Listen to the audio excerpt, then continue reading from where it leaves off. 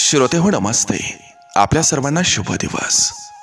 श्रोते हो, रंग असावा जिजाऊंच्या प्रेरणेचा, रंग असावा तुकाराम महाराजांच्या अभंगाचा, रंग असावा छत्रपती शिवरायांच्या विचाराचा, रंग असावा छत्रपती संभाजी राजांच्या पराक्रमाचा, रंग असावा सावित्री माईच्या त्यागाचा, रंग असावा महात्मा फुलेंच्या शिक्षणाचा, रंग असावा बाबासाहेबांच्या प्रज्ञाशील आणि करुणेचा, रंग असावा अण्णा भाऊंच्या शाहिरीचा, रंग असावा गाडगे बाबांच्या स्वच्छतेचा, रंग असावा अब्दुल कलामांच्या मिसाईलचा, रंग असावा बसवेश्वरांच्या विचारसरणीचा, तर रंग असावा तारा राणीच्या पराक्रमाचा, आणि रंग असावा अहिल्याबाई होळकरांचा. श्रोते हो, रंग असावा माणसाला माणूस जोडण्याचा, आणि रंग असावा माणसात देव शोधण्याचा. नक्की विचार करा. चला, आजही आपल्यासाठी सुंदर विचारांची ही शतोरी, ही मालिका अशीच पुढे घेऊन आलोय. चला करूया सुरुवात सुंदर विचारांना, सुंदर सुविचारांना.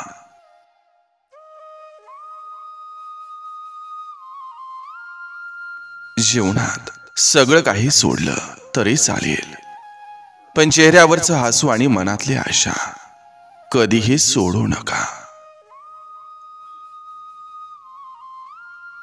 स्वतःचं दुःख विसरून इतरांच्या सुखात सामील होणं, आणि इतरांना आपलं दुःख कळून न देता त्यांच्या गालावर हसू आणि मनात समाधान आणणं म्हणजे जीवन. मोठेपणा हा वयावर किंवा पैशावर ठरत नसतो, तो आपल्या विचारावर अवलंबून असतो. कारण पैसा हा जरी जीवनाचा महत्त्वपूर्ण भाग असला तरी विचार हा माणुसकीचा पाया आहे. जो व्यक्ती आपल्या आयुष्यात माणुसकी जपतो तो नक्कीच विचारांनी सगळ्यापेक्षा मोठा ठरत असतो.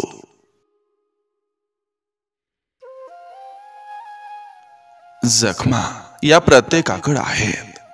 फरक फक्त एवढाच आहे की कोणी शिवून घेतल्यात तर कोणी लिहून घेतल्यात.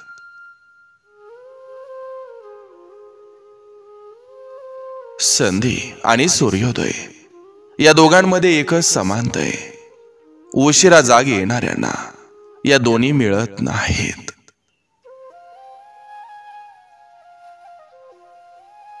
जीवनात वेगापेक्षा दिशा महत्वाची आहे. जर दिशा योग्य नसेल तर वेगाचा काहीच उपयोग नसतो. राग हा माणसाला संपवत असतो. म्हणून रागात एक पाऊल मागं आलो की पुढील आयुष्य जगायला संधी मिळत असते.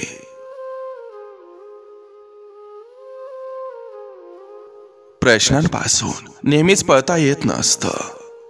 कधी ना कधी ते पळणाऱ्याला गाठत असतात. पळवाटा मुक्कामाला पोहोचत नाहीत, मुक्कामाला पोहोचतात ते सरळ रस्तेच.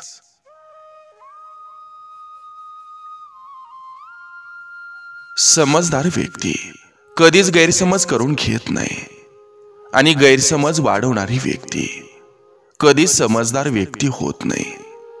ज्याचं मन सुंदर त्याचं ध्येय सुंदर, ज्याचे विचार सुंदर असतात त्याचं वागणं बोलणं आणि जगणं सुद्धा सुंदर असतं.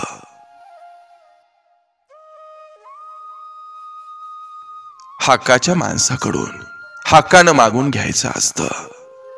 मग ती विश्वासाची साथ असू दे, प्रेमाचं 4 शब्द, किंवा मग कोणतीही मोठी गोष्ट.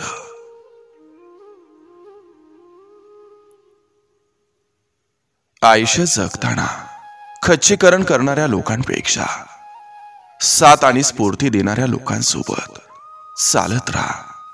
अशक्यही शक्य होईल.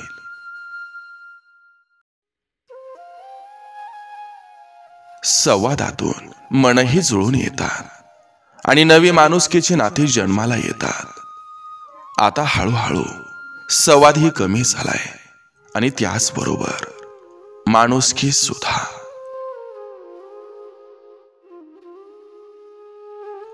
नवरा असतो म्हणून आयुष्यही झकास वाटतं, त्याच्याशिवाय शृंगारही भकास वाटतो. बायकोशिवाय घराला घर पण नसतं आणि नवऱ्याशिवाय बायको पूर्ण नसते.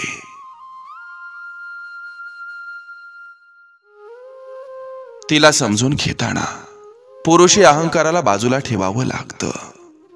तिच्या हृदयाच्या जवळ राहून कधी वडील तर कधी भाऊ तर कधी प्रियकर होऊन डोळ्यात आलेलं अश्रू पुसावं लागतात. संसारात ती सीता व्हावी तर तुलाही राम व्हावं लागतं. तिलाही एक सुंदर मन आहे याची जाणीव तुलाच ठेवावी लागत असते.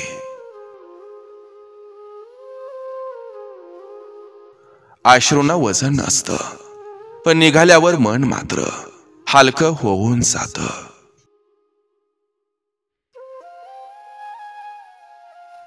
गरज पडली तर स्त्री आपल्या जोडीदारापासून दूर राहू शकते, पण कोणी दुसरं त्याच्या जवळ आलेलं तिला कधीच चालत नाही.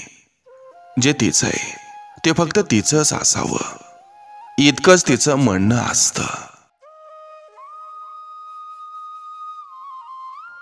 कामापुरते दोस्त नकोत, माणुसकी ठेवणारे, एकमेकांना इज्जत देणारे, निस्वार्थ दोस्त पाहिजेत.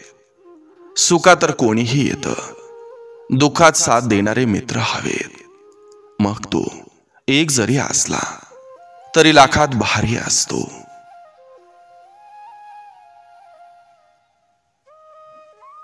एकदा का तुमचा वापर संपला की तुमची किंमत शून्य होते. लोकांना एखाद्या व्यक्तीची गरज संपली की त्याला सोडून देतात, कारण आंधळ्याला जेव्हा डोळं येतात तेव्हा सगळ्यात पहिलं तो छडी फेकून देतो.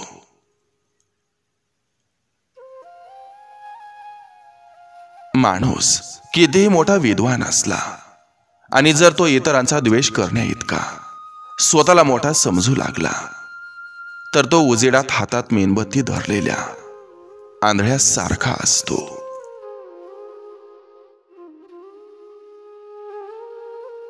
शरीरापुरता वापर करून घेणारे खूप भेटतील, पण एखादा स्वतःपेक्षा जास्त तुमची काळजी घेणारा भेटला तर त्याला आयुष्यात कधीच गमावू नका.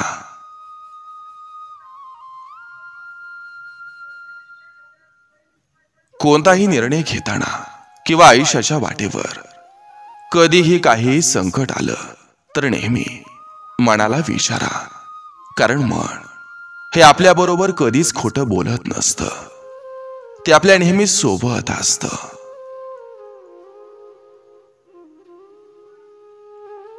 स्टेटस आणि स्टोरीला जेवढं दिसत असतं तेवढं सुंदर आयुष्य नसतं. ज्या कुटुंबात प्रत्येक जण एकमेकांचा हात धरून चालतो त्यांना कधीही दुसऱ्याचं पाय धरण्याची गरज नसते. नोटा आवाज करत नाहीत, पण समोरच्याचा आवाज मात्र बंद करतात. शोधायचा असेल तर काळजी करणारे शोधा, वापर करणारे स्वतःहून शोधत येत असतात.